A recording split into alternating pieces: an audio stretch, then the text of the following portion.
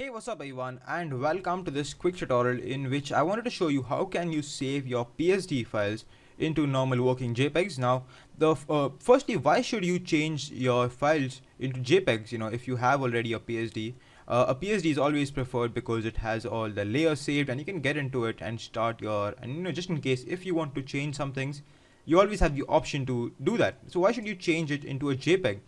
Now, the reason is PSDs create a huge file size. Okay, so say if you were working for someone and you were about to give your final effect or final file to your client or say to your friend, you cannot do that by a PSD because PSDs go in 100 200 MBs, and that's not very efficient to send over. And the other reason is that PSDs are specifically made for Photoshop, so a lot of people may not have Photoshop. You have a Photoshop because you're a designer, maybe you are into the editing world, but your friend or your client is not into editing world, so he may not have Photoshop. And if you send him a PSD, he may not be able to open it. But instead, if you were to send a JPEG, the file size is really small. Okay, the quality is really great, and so there is no loss in the quality. And JPEGs can be opened by any kind of operating system. So say if you were sending it to a Mac user or to a Windows user, that really doesn't matter. JPEGs can be opened by a normal default OS opener. So how can you change your PSDs into JPEGs? So go to File, Save As, and then you can navigate to the place where you want to save. You can give your file a name, and now this is important. By default, the format is going to be PSD.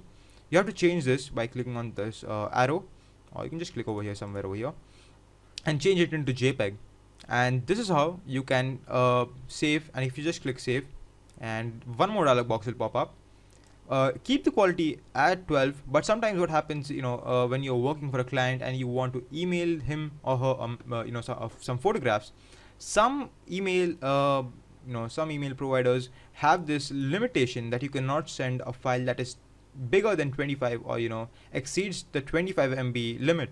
So that time you may want to check up with this quality. Like for example, I'm working on this YouTube layout right now, and you can see that the YouTube doesn't not accept anything that is bigger or larger than 1 MB. So you can see I have to reduce the quality to 11, and then it will become 720 KB.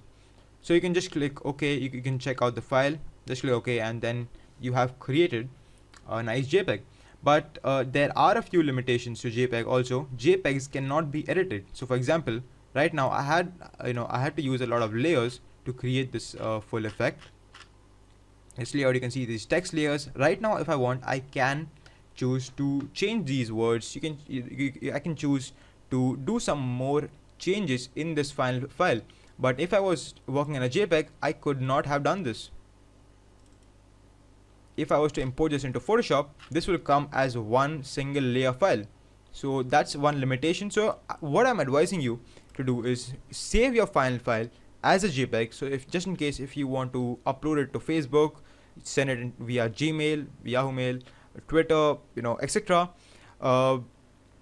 And then you want to show it to your friends, maybe, so save it as a JPEG, but always keep a PSD file also, just in case if you ever need to make any changes to the final file. Okay, so thank you for watching my video, and this is how you can save your PSD work into JPEGs. And thank you for watching this video. Please subscribe to this channel. I will see you all next time in my next video. Thank you.